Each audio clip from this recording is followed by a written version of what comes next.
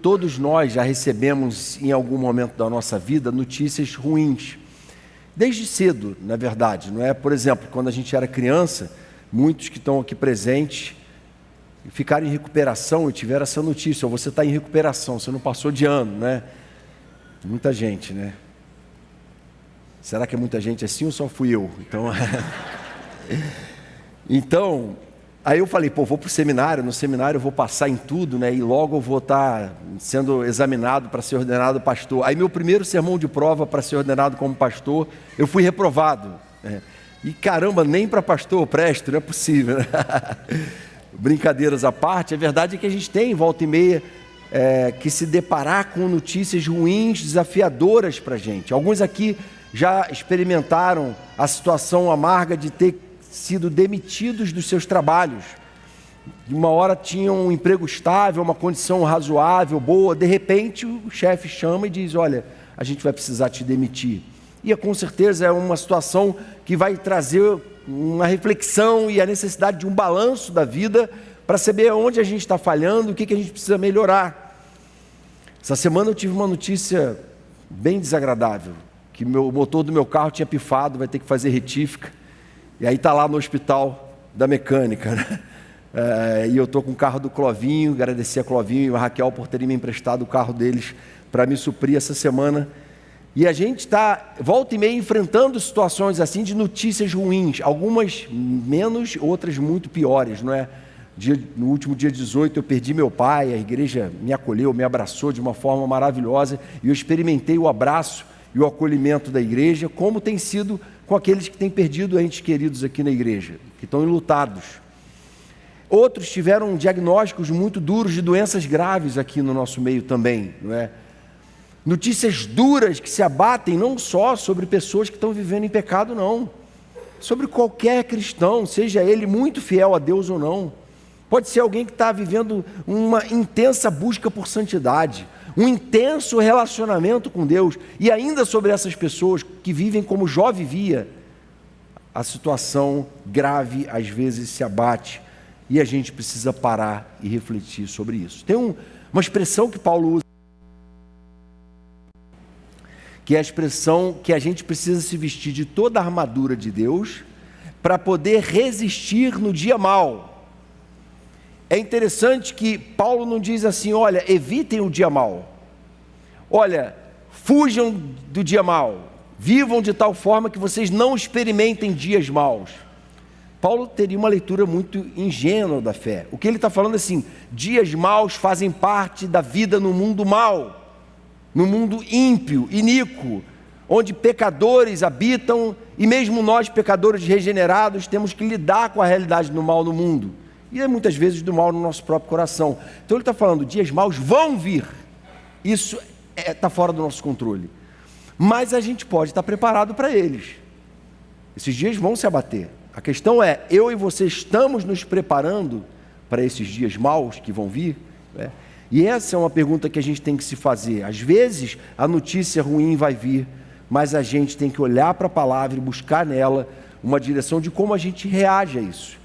A história de Neemias, trecho que a gente vai ler, fala sobre uma notícia muito ruim, muito pesada que veio sobre ele, e como ele teve que reagir a partir daquela notícia. Veja bem, Neemias quem era? Neemias era um judeu que vivia no final do exílio babilônico, depois de 70 anos do povo de Deus vivendo como escravo na Babilônia. Só que ele não era aquele escravo que fazia trabalhos muito pesados. Ele era um escravo que era copeiro do rei. O que era o copeiro do rei? A pessoa que provava a comida do rei, que garantia a vida do rei. Então era alguém de extrema confiança do rei, que vivia no palácio, que tinha uma vida especial, uma vida, um salário muito bom, uma condição de vida excelente, e gozava da confiança total do rei. Quem pode esperar uma vida melhor do que essa, do ponto de vista social, não é?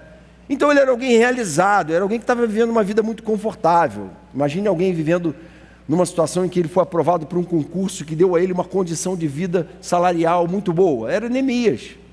Ele estava bem ali, ele não precisava se incomodar. Mas algo aconteceu, uma notícia chegou que impactou a vida de Neemias. Neemias cresceu já na Babilônia, ouvindo falar das coisas maravilhosas que Deus tinha feito ao povo dele lá em Jerusalém. Ele cresceu ouvindo falar das grandes histórias de Davi, de Salomão.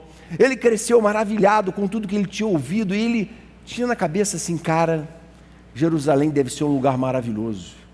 Eu estou aguardando o dia e contando as horas para poder um dia visitar Jerusalém e ver como é que são as coisas de lá, cara, é a identidade do meu povo. Um dia eu vou lá conhecer. Eu imagino que ele nutrisse essa esperança. E num dado dia, o irmão dele, Anani, chega e ele pergunta: e aí, como é que é lá? É tudo isso mesmo que a gente ouviu a vida toda? Jerusalém é maneira mesmo, é muito boa? E Anani fala para ele o seguinte, vamos ler a partir, capítulo 1, a partir do verso 1. Palavras de Neemias, filho de Acalias, no mês de Quisleu, no 20º ano, quando eu estava na cidadela de Suzã, veio Anani, um dos meus irmãos, com alguns homens de Judá.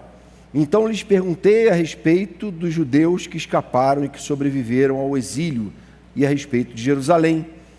E eles me responderam: os restantes, os que sobreviveram ao exílio e se encontram lá na província, estão em grande miséria e humilhação. As muralhas de Jerusalém continuam em ruínas, e os seus portões foram destruídos pelo fogo. Quando ouvi essas palavras, eu me sentei, chorei e lamentei por alguns dias. Fiquei jejuando e orando diante dos Deus dos céus. A resposta que Anani dá é não, Neemias. Não era nada daquilo que a gente pensou. Toda aquela glória ficou no passado. Tudo que resta, mesmo hoje, 70 anos depois, é uma cidade em ruínas, é um povo miserável. Os portões continuam queimados, a cidade não tem segurança, não tem muro para proteger ela. Ou seja, não tem esperança para Israel, não tem esperança de dignidade. A situação está perdida, não tem o que ser feito.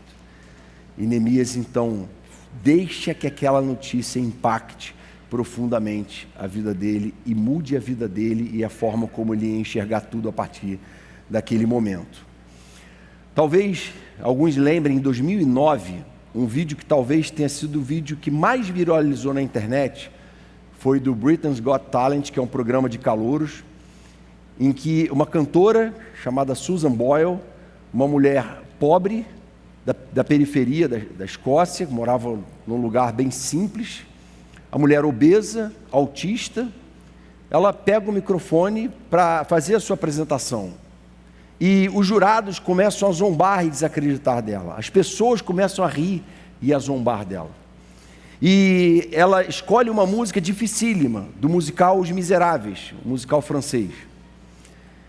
E quando ela escolhe aquela música, aí que a zombaria aumenta mesmo. Porque você vai interpretar essa música, essa canção? E ela sim.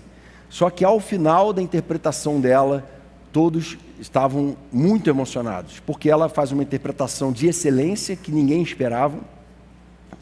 E a interpretação daquela música fala muito sobre a vida dela, porque a letra daquela música retrata a fala de uma personagem de um romance chamada Fantine, em que vive na era pós-napoleônica, pós-gloriosa da França, e de repente uma fome se abate, e ela era bem empregada numa fábrica, tinha um amor da vida dela, tinha sonhos, e de repente ela se vê demitida, passando fome, precisando se prostituir para ter o seu sustento.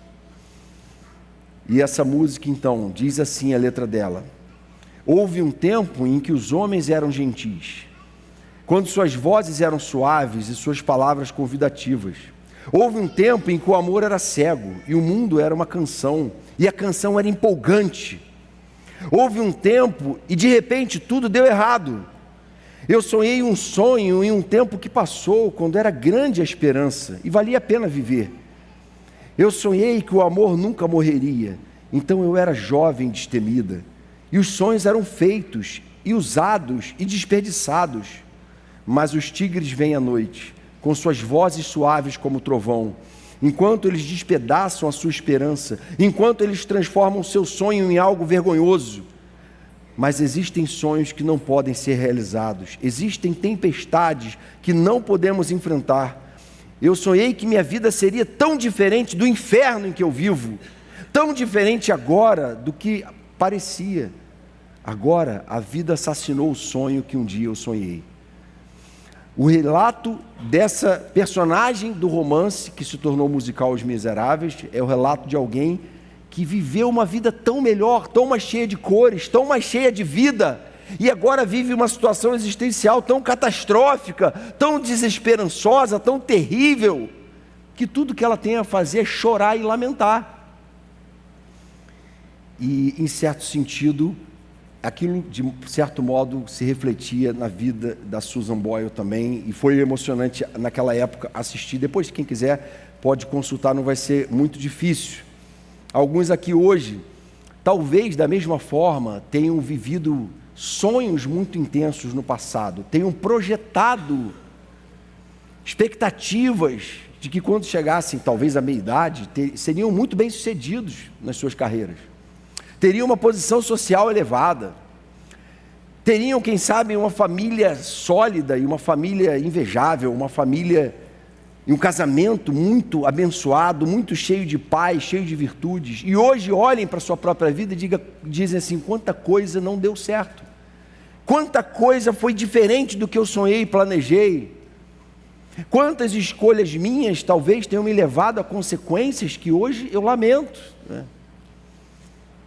E muitas vezes essas expectativas não são cumpridas e uma frustração toma conta do coração, porque viram sonhos sendo enterrados, coisas que ficaram para trás. Essa é uma notícia dura, é uma leitura muito dura da realidade que às vezes a gente vive, não é? De perceber que aquele ideal todo que a gente tinha, a vida não é bem aquilo, né? Mas tem uma notícia maravilhosa que a palavra dá para a gente. A Bíblia diz que em Cristo você já tem tudo que precisa para ser alguém que tem uma vida plena e abundante, e que, mesmo que nenhum dos seus sonhos terrenos se realizem, você já tem toda a vida que Deus quer que você tenha, e em Cristo você pode alcançar essa vida abundante, amém?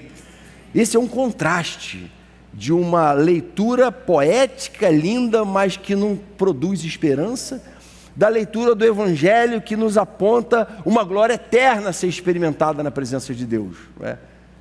Neemias ainda não conhecia o Evangelho de Jesus, mas ele conhecia um Deus de graça e misericórdia. Ele conhecia um Deus que intervém na história daqueles que temem a Ele. Ele conhecia as promessas de Deus, e isso fez diferença na vida dele. E a gente aprende algumas lições com Neemias. A primeira lição que eu queria destacar é que mais notícias precisam nos abalar. É interessante que, se a Bíblia fosse um livro idealizado, um livro que alguém forjou, ele ia trazer assim, não, Neemias era um herói que, diante da má notícia, se colocou com firmeza, com força, e superou aquilo com bravura. Mas não é isso que a Bíblia diz. A Bíblia diz que, quando ele ouviu aquelas palavras, ele se sentou, chorou e lamentou, não naquele instante, mas por alguns dias. Ele ficou algum dia deixando que aquela informação impactasse a vida dele. Ele ficou alguns dias fazendo um balanço da sua própria vida, do seu propósito de existir, e falou: o que adianta eu ser alguém com uma vida tão confortável, eu estar representando meu povo aqui no palácio, mas por outro lado, toda a nação de Israel está perdida, a identidade de Israel corre risco de extinção.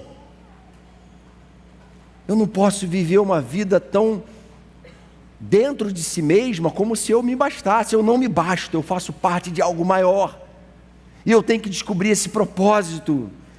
E ele então se deixa impactar pela notícia ruim, se deixa atormentar positivamente, vamos dizer assim, transtornar positivamente.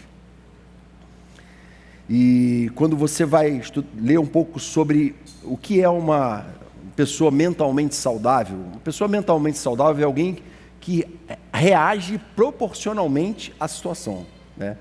Ou seja, uma pessoa que tem uma notícia trágica e reage com um sorriso no rosto, tratando aquilo como algo normal, como algo banal, não é uma pessoa emocionalmente saudável. Uma pessoa que não se deixa impactar por algo tão grave e pesado, que tenta varrer para debaixo do tapete, fingir que está tudo bem, fingir que não tem problema nenhum, que isso não é tão sério assim, quando na verdade é muito sério, é muito grave.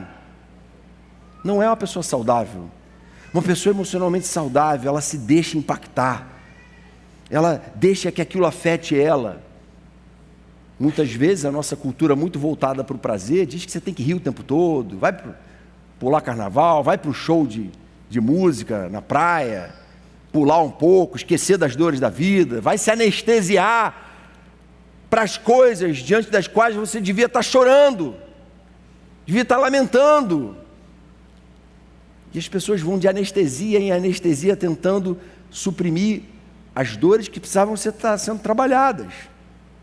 Por isso a importância de se trabalhar os momentos de luto. O momento de luto não pode ser ignorado, ele tem que ser vivenciado. E isso vai trazer reflexões e um aprofundamento do entendimento sobre si mesmo, que vai ser fundamental para que uma nova realidade se desdobre a partir dali. Eu preciso fazer um balanço, eu preciso ver o que muda a partir de agora. Não posso mais, agora com essa notícia em mãos, viver do mesmo jeito que eu vivia. E é isso que Neemias está fazendo. Algumas pessoas com essa informação pesada se isolam, mas Neemias não, ele se deixou impactar. Lembra do que Jesus fez quando ele percebeu e discerniu que era chegado o momento dele? Ele foi para onde? Foi para o Getsêmani, fazer o quê? Orar. E com quem? Com os 3 amigos mais próximos dele. Vamos ali comigo orar, eu preciso orar. Quando a gente percebe que o momento crítico está chegando, a atitude tem que ser: esse é o momento que eu preciso me colocar em oração e buscar ouvir a Deus. Preciso me colocar diante dele. E Neemias fez exatamente isso. O texto diz que ele não só chorou e lamentou, mas ele orou e jejuou. Ele se colocou buscando a direção de Deus, buscando aquilo que Deus tinha para ele a partir daquele momento. Fiquei jejuando e orando diante do Deus dos céus. E muitas vezes há pessoas que, diante de mais notícias, não estão tão preocupadas assim em ir em busca do propósito de Deus para aquilo. Todas as coisas cooperam para o bem daqueles que amam a Deus, situações difíceis também cooperam. Só que aqueles que amam a Deus estão buscando a Deus, estão procurando discernir o propósito dele no meio disso tudo, né? Aí pais que não oravam pelos seus filhos, de repente tem uma péssima notícia sobre o filho. Ó, o filho está mal, ou fisicamente, ou psicologicamente. E a partir desse momento tem um despertamento e começam a orar. Já viram que às vezes a pessoa nunca orou pelo casamento, nunca orou pelo cônjuge, nunca orou para que Deus interviesse em problemas relacionais, mas no momento que o casamento está por um triz, em que a separação bate a porta, aí começa a orar. Veja bem, não é um desencorajamento a orar em situações críticas, não, pelo contrário, a gente deve orar. Neemias estava orando numa situação crítica, mas a gente precisa aprender a orar antes de a situação crítica chegar, não é? Orar preventivamente. Uma vez eu ouvi um pregador usar um jogo de palavras, falando assim: a gente tem que aprender a contar mais com a graça de Deus do que com a misericórdia dele. A misericórdia é assim: a gente fez um monte de bobagem, aí Deus vai lá e perdoa, e é misericordioso com a gente, e ajuda a gente a sair daquilo. E o que é a graça? Eu nem precisei chegar ao momento de fazer bobagem, porque a graça de Deus agiu na minha vida de forma preventiva. E ele falando, muito cristão já vive contando com a misericórdia, porque não tem zelado em cultivar a graça no seu coração, a graça que priva a gente da queda, não é? E como é que Neemias reagiu? Ele reagiu intercedendo e fazendo confissão. Capítulo 1, verso 6. Faço confissão dos pecados dos filhos de Israel, os quais temos cometido contra ti, eu e a casa do meu pai pecamos. Ele não ficou argumentando, racionalizando o problema. Ele não ficou tentando se esquivar de culpa. Não. Ele chamou a responsabilidade para si. O texto não fala que ele fez nada, gente, para merecer isso. Mas ele começa a confessar: Senhor, se o Senhor está permitindo isso, é porque nós erramos. Agora tudo que eu ouvi faz sentido. Mas agora, Senhor, é o tempo da restauração. Ele lembra das promessas de Deus. Ele fala isso na oração, capítulo 1, verso 8. Lembra-te das palavras que ordenaste a Moisés: se vocês se converterem a mim e guardarem os meus mandamentos e os cumprirem, então, ainda que os seus desterrados estejam nos lugares mais distantes da terra, de lá os ajuntarei e os trarei para o lugar que escolhi para fazer habitar o meu nome. Estes ainda são os teus servos e o teu povo que resgataste com o teu grande poder e com a tua mão poderosa. Ele ousa reivindicar a Deus, que Deus cumpra a promessa que ele tinha feito 70 anos antes. E mais do que isso, ele vai mais longe. Ele fala assim: Senhor, lembra lá de Deuteronômio 28, que o Senhor promete bênçãos e maldições? Lembra que o Senhor prometeu ser fiel a nós, se a gente se voltasse para o Senhor? E ele percebe, discerne o momento histórico. O momento histórico era o momento de clamar, de interceder, para que o Senhor cumprisse as promessas dele ao povo dele. E ele, por isso, agrada ao Senhor e o Senhor usa ele. Uma frase que eu li do Paul Washer essa semana, ele diz assim: vivemos num tempo em que milhões daqueles que se dizem evangélicos não conhecem o Evangelho. Muitos cristãos padecem por falta de fé, por não conhecerem as promessas de Deus, por não conhecerem que fé é essa, que benefícios essa fé nos traz. Muitos cristãos têm medo de principados e potestades porque não conhecem a palavra que diz que eles reinam com Cristo sobre todo principado e potestade. Não exercem essa autoridade que o Evangelho deu a eles, por não conhecerem. Então o que Neemias está fazendo? Ele lia Deuteronômio, ele lia esses textos, ele meditava neles. Então no momento que a casa caiu e que todo aquele sonho não era real, ele fala: Senhor, eu não me conformo com isso. Lembra que o Senhor prometeu, agora, Senhor, cumpre em nós. Uma pessoa emocionalmente saudável.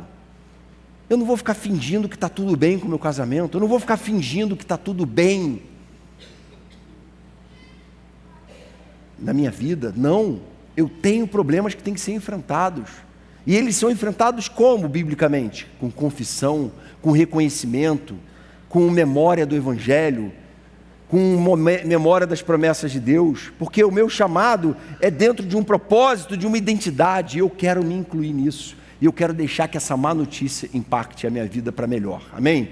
Essa é a primeira lição. A segunda lição é que Deus quer usar más notícias para despertar em nós chamados grandiosos. Vejam que até então ele era um cara que trabalhava no palácio do rei da Babilônia.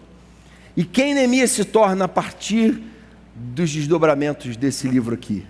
Capítulo 5 diz que ele se tornou governador, aquele governador vassalo de Judá, por 12 anos. Ele ficou 12 anos reinando sobre o Judá. O rei da Babilônia envia ele, deixa que ele prepare uma comitiva. Sabe para quê, gente? Para reconstruir a dignidade de Israel. Para começar ali não só uma reconstrução nacional, governamental, mas acima de tudo, uma reconstrução espiritual, um reavivamento, um despertamento para a verdade de Deus e das coisas da palavra de Deus. Como é que ele fez isso? Agindo diferente dos antecessores dele. Tinha havido outros governadores vassalos que trabalhavam para a Babilônia lá, cuidando de Jerusalém, né? Mas diferente deles, o capítulo 5 diz que ele não oprimia o povo com altos impostos. Muito pelo contrário, Neemias se tornou um exemplo de um líder abnegado, de alguém que tinha direito a uma certa comida que os governadores comiam, que ele abriu mão, falou: eu não vou comer nada especial, eu vou comer o que todo mundo come. Diz a palavra que ele se uniu àqueles operários para trabalhar na reconstrução junto com eles. E diz o texto que ele hospedou na casa dele 150 trabalhadores que estavam trabalhando na reconstrução. E diz o texto que ele restaurou o culto, trazendo os sacerdotes do cativeiro. Ele restaurou a adoração pública, a leitura pública da lei, a guarda do sábado, e aboliu o casamento misto. Ele trouxe santificação, trouxe redenção para Israel. trouxe um novo momento para a nação de Israel. Alguns aqui lembram bem daquela promessa de Jeremias 29. De vez em quando a gente cita esse texto aqui, não é? É muito linda essa promessa. Diz assim: eu é que sei que pensamentos tenho a respeito de vocês, diz o Senhor, são pensamentos de paz e não de mal, para dar-lhes um futuro e uma esperança. Vocês me buscarão e me acharão quando me buscarem de todo o seu coração. Sabe quando que essa promessa de Jeremias se cumpre? Segundo o próprio Jeremias, ela se cumpriria 70 anos depois. Sabe quando é isso? São os dias de Neemias. Sabe o que a gente vê lendo a palavra? Que Neemias é a pessoa ousada para que essa profecia se cumpra. Ele é a pessoa que vê a nação de novo tendo um futuro e esperança, e buscando ao Senhor, e achando o Senhor quando buscam Ele de todo o coração. Sabe por quê? Porque ele decidiu abdicar de sonhos pessoais dele, pequenos, fúteis às vezes, para dar lugar a sonhos de Deus para a vida dele. Ele entendeu que não é assim, o povo que se dane, eu tenho uma vida muito abençoada e já estou com uma vida muito fiel a Deus. Não! Aqueles que são o meu povo fazem parte de mim, eu faço parte desse povo. O meu cônjuge é uma missão minha também, os meus filhos são uma missão minha, a minha igreja é uma missão minha também. Assim como o pecado de um pode impactar a todos, a virtude e o avivamento de uma pessoa pode também abençoar e impactar a todos. E Neemias falou: eu quero ser esse. Sabe aquela frase de John Knox na Escócia? Dá-me a Escócia ou eu morrerei. Eu quero ser esse que vai ser usado pelo Senhor para transformar a realidade à minha volta, daqueles que eu amo tanto. E eu estou disposto a sacrificar tudo o que eu tenho de confortável, de agradável até aqui, para viver lá carregando pedra, fazendo trabalho pesado, mas vendo as promessas de Deus se cumprir na vida daqueles que eu amo. Amém? E a gente precisa se colocar nesse papel também. Se você teve uma notícia má e pesada sobre seu filho, sobre sua filha, se você está passando por um momento de impacto, deixe que Deus trabalhe o seu coração, porque pode ser que essa notícia tão terrível seja aquilo que vai te colocar mais perto de Deus do que você jamais esteve, mais íntimo dEle, mais capaz de discernir o propósito dEle, e mais capaz de ser usado por Ele para um grande avivamento dentro da sua casa, para um grande avivamento na sua célula, porque você se deixou impactar, tocar e transformar. Paulo diz assim: Deus é poderoso para fazer infinitamente mais do que tudo o que pedimos ou pensamos. Amém? Ou seja, vocês pensam até aqui, mas Deus tem pensamentos muito mais elevados, pensamentos de esperança, de dar um fim maravilhoso para a nossa vida, infinitamente mais do que eu e você podemos pedir ou pensar. Mas às vezes a gente fica apegado à nossa própria pequenez, às nossas próprias manias, aos nossos vícios, à nossa comodidade. E Paulo também diz assim: olha, nem olhos viram, nem ouvidos ouviram, nem jamais penetrou em coração humano o que Deus tem preparado para aqueles que o amam. Essas são promessas da palavra de Deus, falando assim: olha, Deus quer usar as más notícias para levantar você como um cristão muito mais robusto, muito mais preparado, muito mais cheio de fé, cheio de discernimento, cheio de sabedoria, muito mais ousado em oração diante dEle do que você tem sido até aqui. Não para você ficar acovardado, se lamentando a vida toda, como Fantine, não é? Se lamentando pela tragédia que se abateu e pela vida dela que não tinha mais esperança, não! Mas para no meio dessa lamentação você lembrar que o seu Redentor vive e por fim se levantará sobre a terra. O seu Redentor vive e hoje Ele pode se levantar sobre a sua vida, amém? E te levantar. Aplicações para a gente guardar. Primeira, deixe Deus usar mais notícias para te aperfeiçoar. Existem cristãos que têm uma visão muito infantilizada da fé, não é? E aí essa visão infantilizada, negativamente falando, é a marca de um cristianismo adaptado a uma cultura hedonista, uma cultura voltada para o prazer. Não é um cristão que aprendeu a amadurecer. O cristão que não aprendeu a amadurecer, ele, quando lida com mais notícias, ele se sente uma vítima. E ele começa a encontrar culpados para tudo fora dele. Não é assim que Neemias age. Neemias começa se culpando por coisas que o texto nem diz que ele fez. Neemias veste a camisa, assume a responsabilidade, traz para si. É como um cristão maduro deve agir, não é? O cristão maduro não se deixa levar por essa lógica hedonista, né? Não se deixa levar pela lógica do prazer. Não é o prazer que me dá sentido à vida. O que me dá sentido à vida é viver uma vida que agrada ao meu Criador, que está reconciliada com Ele e que vive para celebrar e passar adiante o amor que recebeu dele. Isso que dá sentido para a minha vida, né? E isso muitas vezes vai acontecer no meio de grandes tempestades, de grandes lutas, de desertos terríveis. Qual é o maior seminário que preparou os maiores homens de Deus na Bíblia? Alguém sabe o nome do seminário? Seminário o quê? Seminário deserto.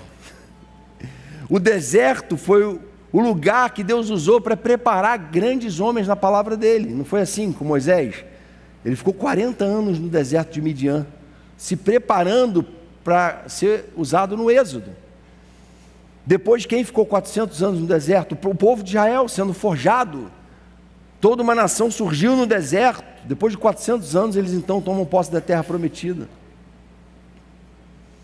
O caráter de João Batista, que precedeu Jesus, foi forjado no deserto onde ele morava. O próprio Jesus passou 40 dias no deserto, se preparando, antes de começar a missão dele, para se preparar para a missão.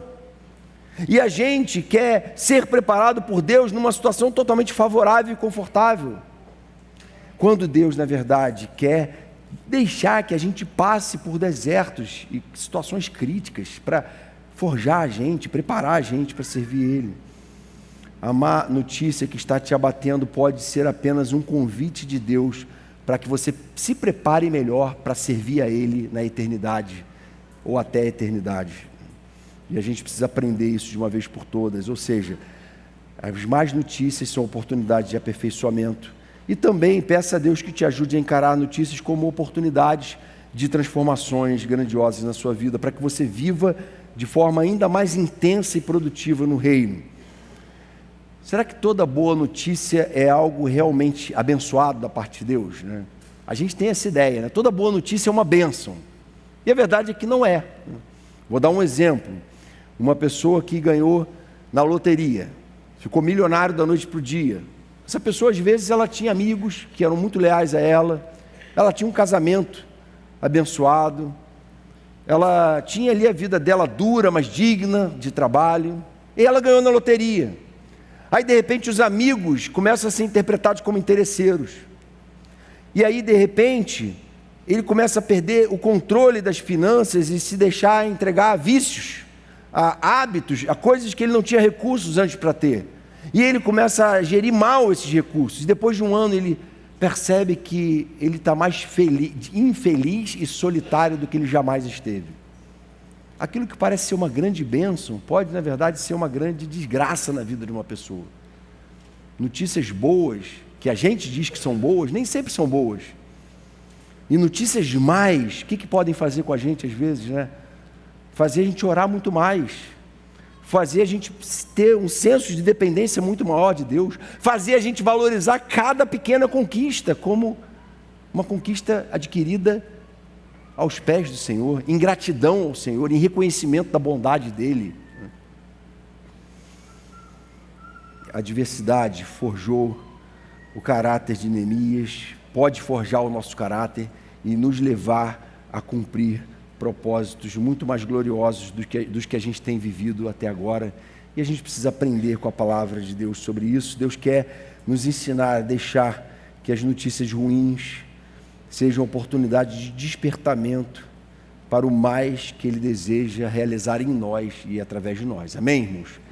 Essa é a palavra do Senhor. A gente vai passar o momento da ceia, vamos fazer uma oração antes de passar esse momento. Pai querido, o Senhor sabe o que cada um aqui tem vivido nas suas vidas particulares. O Senhor sabe que notícia ruim cada um de nós teve ultimamente. E o Senhor sabe de que forma essas notícias podem se tornar oportunidades de a gente começar uma nova vida, de a gente começar uma vida muito mais cheia de propósito, Senhor. A gente não quer varrer para debaixo do tapete. A gente não quer fingir que está tudo bem. A gente quer todo dia deixar que o nosso coração seja tratado e a nossa alma seja direcionada para os teus propósitos santos, altos, elevados e eternos para a nossa vida, Senhor. Faz assim com a gente, faz assim com a tua igreja. Continua nos fazendo zelosos em te buscar e em colocar a nossa fidelidade a ti acima de todo projeto de autorrealização, de alegria humana plena fora de ti, Senhor. Tem misericórdia de nós se a gente um dia acreditou nisso, que a gente se satisfaça no Senhor, que o Senhor seja tudo em nós, para a glória do teu nome, Jesus. Amém, Senhor.